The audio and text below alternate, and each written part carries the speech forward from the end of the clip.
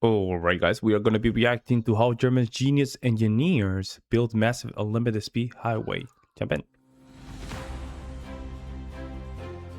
When people think of Germany, they usually picture luxury supercars flying down the road. But there's something Germans are even more proud of, a highway system where the idea of a speed limit almost doesn't exist. That system is the Autobahn. A network so advanced that even American engineers can't help but wonder, how does Germany operate one of the safest high-speed road systems on the planet? Behind what looks like an ordinary stretch of pavement is an entirely different philosophy of construction. A roadway must be built like an engineered structure, not just paved over soil. Curious how Germany uses special standards in cutting-edge construction technology to make the Autobahn the gold standard of modern transportation engineering? Let's uncover the secrets behind it with us now. I see. Germany covers only 357,000 square kilometers, less than half the size of the US state of Texas. Yet it has a highway density 7 times higher than the United States, with more than 8,000 miles of Autobahn stretching across the entire country. Damn. But unlike many countries that simply lay a layer of asphalt and call it a highway, Germany approaches road building with a completely different philosophy. A road must be built, not just paved.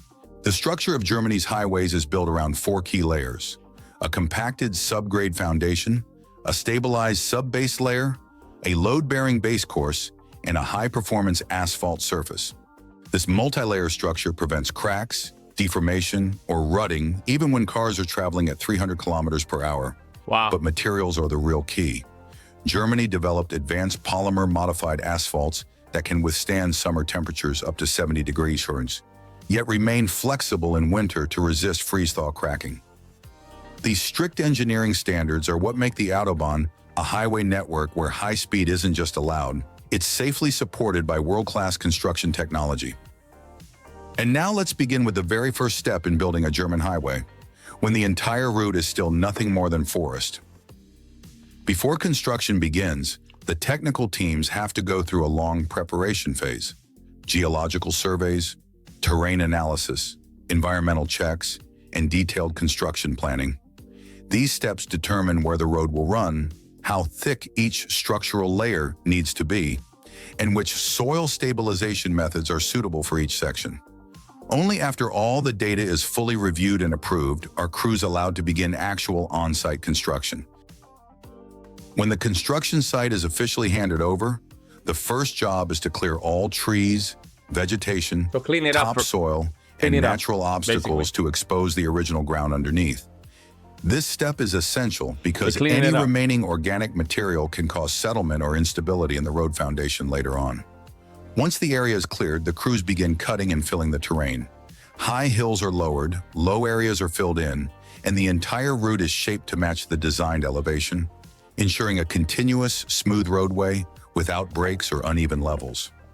To make the ground level and stable, the next step is to use heavy vibratory rollers to compact the soil. Depending on the soil type and moisture level, the crews usually make 6 to 12 passes, with each vibration delivering an impact force of about 25 to 35 tons. Ooh, damn. The goal is to bring the soil up to the standard Proctor density, strong enough to carry the huge loads of European trucks. Next, heavy trucks bring in crushed stone and unload it section by section along the road. Right after that, a grading machine spreads the stone evenly, covering the entire surface to match the designed elevation. Next, a water truck sprays a thin layer of moisture to help the stones bond better during compaction. A bulldozer then reshapes the layer, making sure the thickness and flatness meet the required standards. Finally, a large vibratory roller compacts the material through multiple passes to create a strong upper base.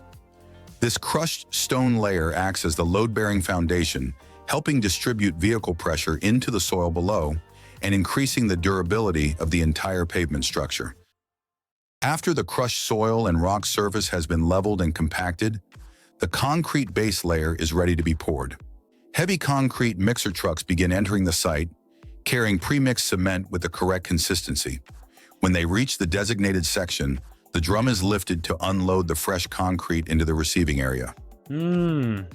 At this stage, the ground is already covered with white protective sheets And to this is the prevent next moisture layer. loss and to keep the surface clean This is the next before layer. the concrete is placed. The excavator uses its large bucket to scoop each batch of concrete and transfer it directly into the hopper of the slip-form paver.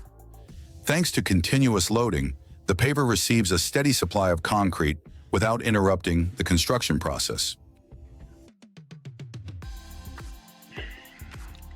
Next, the slip-form paver receives the concrete from the hopper and uses an internal auger system to spread the material evenly across the full width of the road. Inside the machine, high-frequency vibrators compact the concrete, remove air bubbles, and ensure a uniform density. A shaping mold at the rear then presses and forms the concrete to the exact design dimensions, from thickness to cross-section. The entire process is guided by a laser-controlled system, guaranteeing precise smoothness and slope. With its continuous operation, the machine can build dozens of meters of roadway in just a few hours. The steel dowel bars are placed into the loading tray above the machine so they can be inserted into the fresh concrete. These bars increase durability, prevent cracking, and transfer loads between adjacent concrete slabs. The steel dowel bars are placed into the loading tray above the machine so they can be inserted into the fresh concrete. These bars increase durability, prevent cracking, and transfer loads between adjacent concrete slabs.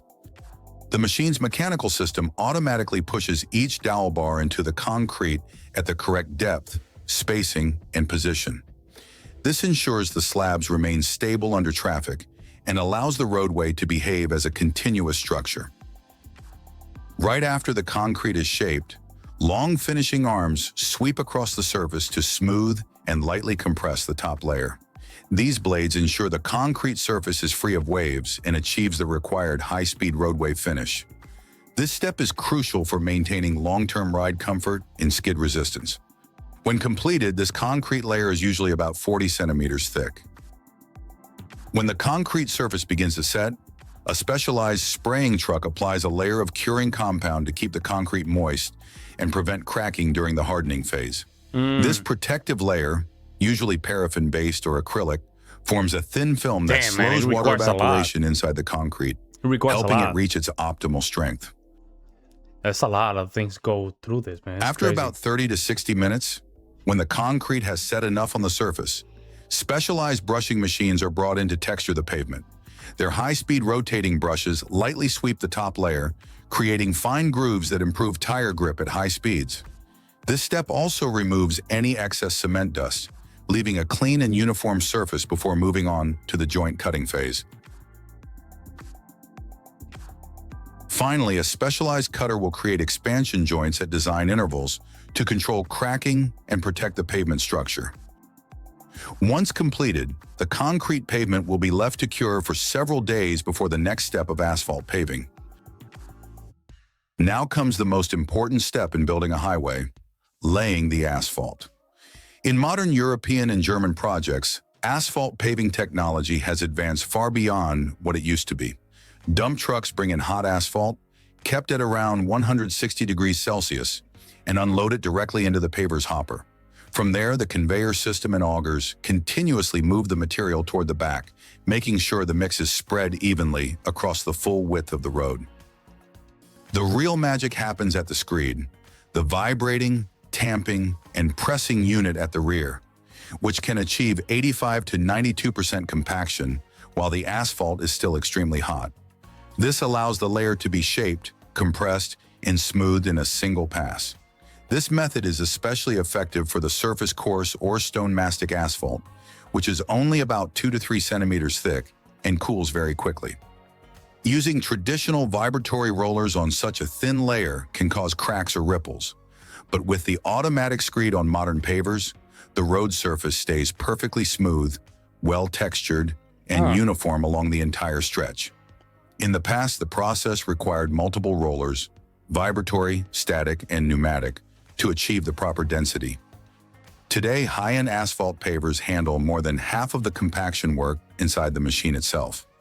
The Vogella pavers from the Wergen Group are especially well regarded for their precision, material efficiency, and their ability to reduce roller work by 70 to 80% compared to older methods. After paving, a light steel roller may make one final pass to finish the surface, though many projects skip this entirely because the mat already meets standards straight out of the machine. Thanks to this new technology, asphalt paving is faster, more consistent, and ensures long-lasting highway quality for years of operation. Once the asphalt has cooled and reached full stability, the next step is applying the road markings that guide traffic. And that takes a lot of time. First, the crew uses laser measuring tools or guide strings to determine the exact that shit takes a lot of time. Position of each line, lane dividers, stop lines, and directional markings. After the layout is confirmed, the specialized striping machine is brought in.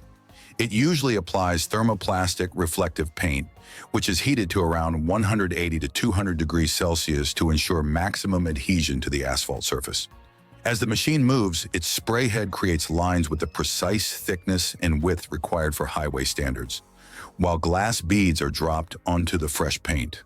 These tiny beads reflect car headlights at night, significantly improving visibility and safety. After just a few minutes of cooling, the markings harden, bond firmly to the pavement, and the roadway is ready for traffic, completing the surface of the new highway. The final step before completing the highway is installing the concrete barriers. These barriers are usually precast in a factory before being brought to the construction site. At the factory, each barrier is poured into high-precision steel molds to ensure all dimensions and angles are perfectly consistent. After pouring, vibrating tables compact the concrete, creating a smooth surface and increasing strength. Once the concrete reaches full hardness, each barrier is removed from the mold, quality checked, and numbered in the order they will be installed. At the site, cranes or specialized forklifts place the concrete segments exactly where the plans specify. Workers then secure them together using steel pins or bonding adhesive, forming a continuous and stable barrier line. This precast installation method speeds up construction, reduces road closure time, and improves safety during highway maintenance. After the concrete barriers are installed, the engineering team conducts a final inspection of the entire highway. They check road smoothness, drainage performance, surface traction, and the structural quality of every section. Each component is approved only when it fully meets all... Yeah, nothing better than driving in a new road. Oh my God. Oh, that's the feeling of safety smoothness. And technical standards. And only then is the highway allowed to open for use. After a highway has been in use for a while, typically after about 8 to 15 years of operation, the asphalt surface gradually wears down due to weather, heavy truck loads, and constant hot-cold cycles. And that's when the highway needs to be recycled to restore smoothness, grip, and structural life. The first step in this resurfacing process is milling off the old asphalt layer, usually between 2 and 10 centimeters deep, depending on the level of damage. The machine grinds the old asphalt into small pieces, collects it onto a conveyor belt, and loads it directly into the truck behind. Milling removes only the worn-out top layer while keeping the underlying base and structure intact. This way, the road doesn't have to be rebuilt from scratch, which reduces cost and significantly shortens construction time. The milled asphalt, known as reclaimed asphalt pavement, is transported to a recycling plant. There, the material goes through a screening system to sort it by particle size and remove impurities such as soil, oversized stones, or metal pieces. The usable asphalt particles are then blended into uniform batches. This step is extremely important because RAP can have different levels of aging after years of service. Proper sorting and screening help control the quality and ensure that the recycled asphalt mix performs just as well as newly produced material. Once the RAP has been sorted, it's mixed together with new asphalt binder, fresh aggregates, and a rejuvenator. This additive helps restore the elasticity of the old binder that has oxidized over time. At the mixing plant, the RAP is gradually heated to avoid burning the aged asphalt, then combined with hot binder and aggregates according to a pre-calculated formula. Some modern asphalt plants can that process looks very weird.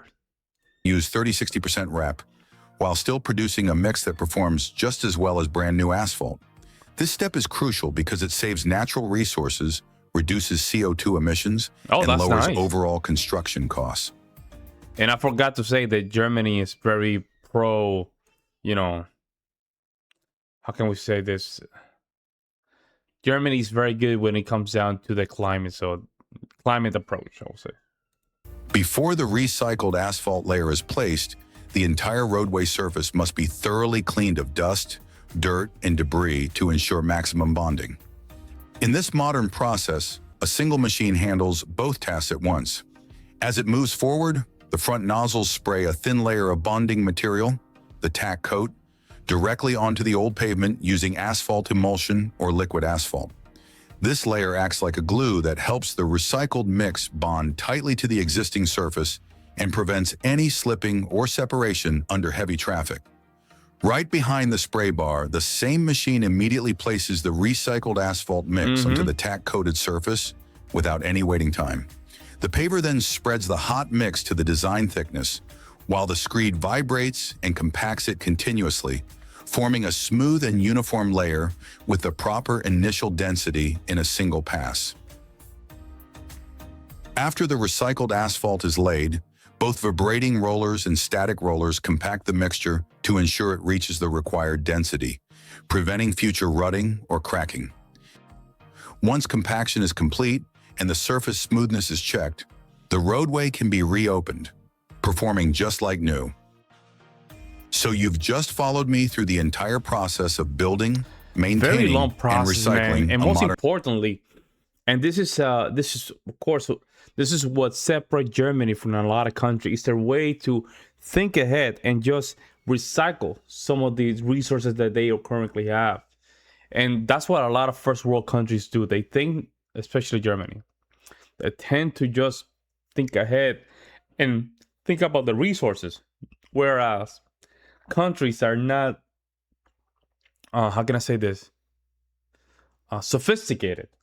Like Germany, they tend not to think like this. I can guarantee you, in Wisconsin, especially in the city of Milwaukee, man, during winter the roads just cracked. It's not like Germany where they still nice and smooth now. In Milwaukee, in Wisconsin, they just crack. There's holes everywhere. It's crazy, man. And the fact that the Germans are already thinking about, okay, how can we just put something in the road that not only we can use in the summer, but then during winter it can be flexible enough where it doesn't crack. It just show you how smart they are, man. Let me know what you guys think. I'll see you next one.